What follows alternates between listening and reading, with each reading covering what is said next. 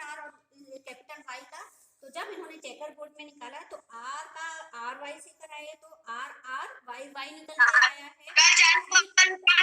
Are का Y से कराएंगे स्मॉल वाई से तो R R capital Y class चल रहा है ना।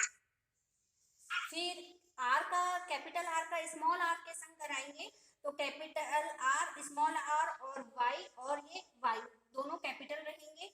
फिर आर का कैपिटल आर का वाई आर स्मॉल आर के संग करा रहे हैं तो कैपिटल आर और स्मॉल आर वाई और स्मॉल वाई, यानी कि कैसे निकल के आ रहे हैं, गोल और पीले पौधे निकल कर यहाँ आ रहे हैं।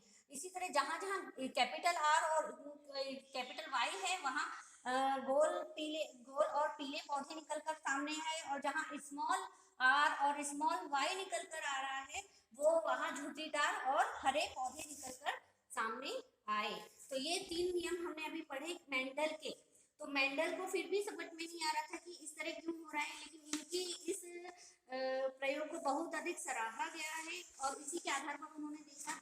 फिर क्या कहते हैं, सटन जो थे वैज्ञानिक, उन्होंने भी इसके बारे में और सर्च किया।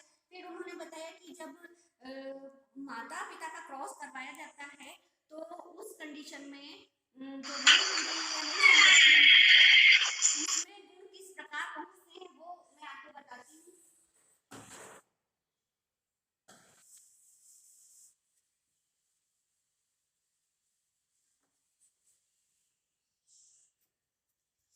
उन्होंने देखा कि क्रोमोसोम जो रहते हैं उसके कारण एक पीढ़ी से दूसरी पीढ़ी पर गुण पहुंचते रहते हैं।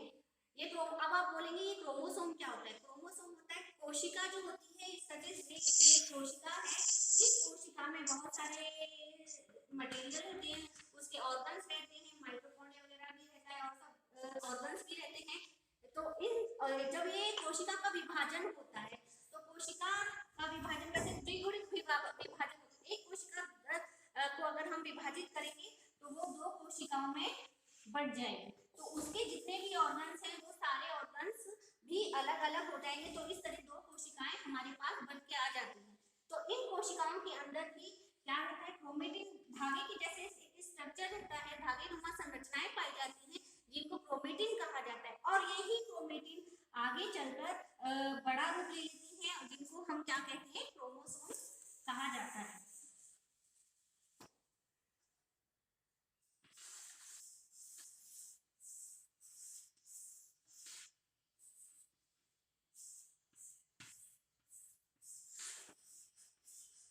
ये चीज जो है ये क्रोमोसोम्स है।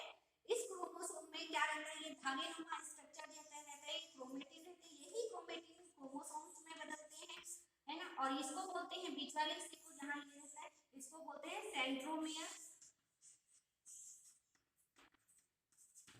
और ये जो है छोटी भुजा कहलाता है, और ये जो है लंबी भुजा कहलाता है।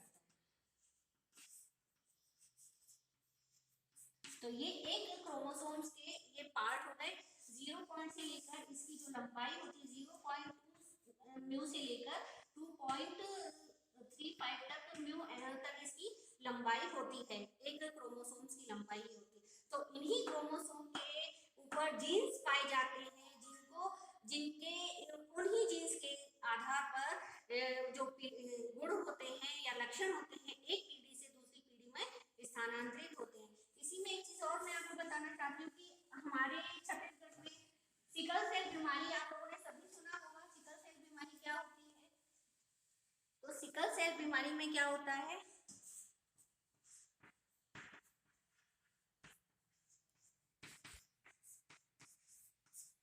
सिकल सेल कोशिकाएं जो होती हैं वो अपना रूप थोड़ा सा चेंज कर लेती हैं। सिकल सेल बीमारी में जो होता है कि कोशिकाओं का जो आकार होता है वो कैसा हो जाता है, वो हंसियाकार हो जाता है। उसमें हीमोग्लोबिन, जनरली कोशिका में हीमोग्लोबिन प्रोटीन पाया जाता है, जो फिर उसके बाद क्या होता है कि कोशिकाएं अपना रूप बदल लेती हैं और गोल की जगह वो कैसे हो जाती है, हंसियाकार हो जाती है। तो इनकी आयु जो होती है, एक सामान्य कोशिका का जीवन काल जो होता है वो होता है 100 से 120 दिन इनका जीवन काल होता है, एक सामान्य कोशिका का। लेकिन अब अगर कोशिका हस्याकार हो जाती है तो हस्याकार कोशिका का जो जीवन काल होगा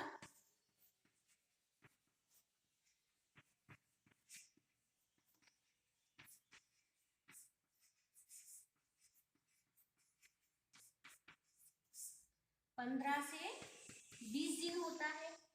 तो ये हस्याकार कोशिकाओं का जीवन जो होता है वो 15 से 20 दिन का होता है और ये कोशिकाएं जल्दी जल्दी नष्ट होती रहती। इसमें ऑक्सीजन नहीं पहुंच पाती है इस प्रकार की कोशिकाओं में। तो जिस भी मनुष्य को ये सिकल सेल बीमारी होती है वो जल्दी उसमें ऑक्सीजन जल्दी ग्रहण नहीं कर पाते और वो बहुत जल्दी काम करते करते थक जाता है।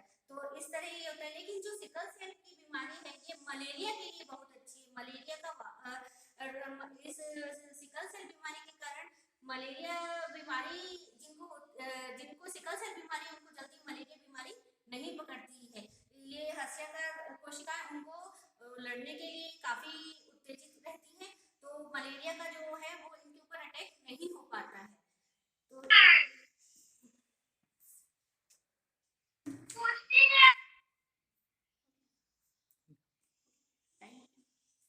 तो ये अपना सिकल सेल की बीमारी है और ये मलेरिया की बहुत अच्छा रहता है। तो ये अपना आनुवंशिकी के गुण जो थे वो इस चैप्टर को मैंने कंप्लीट कर दिया है। धन्यवाद। कुछ क्वेश्चन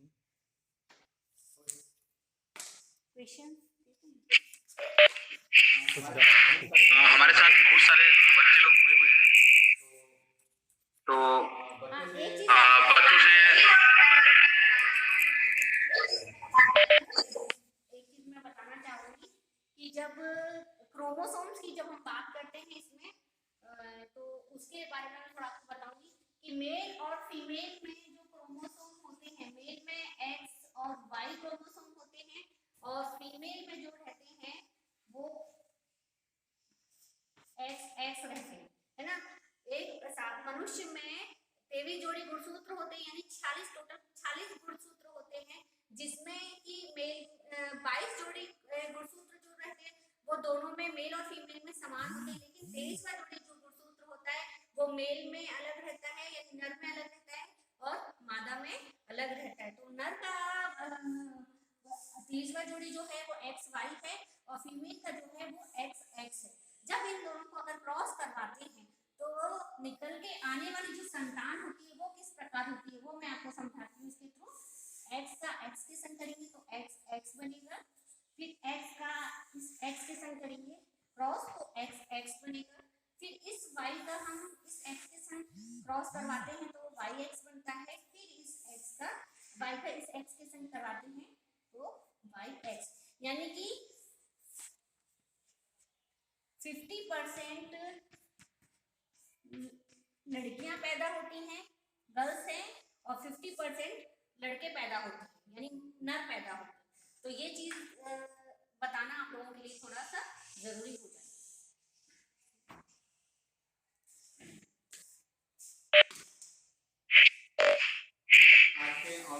आज के ऑनलाइन क्लास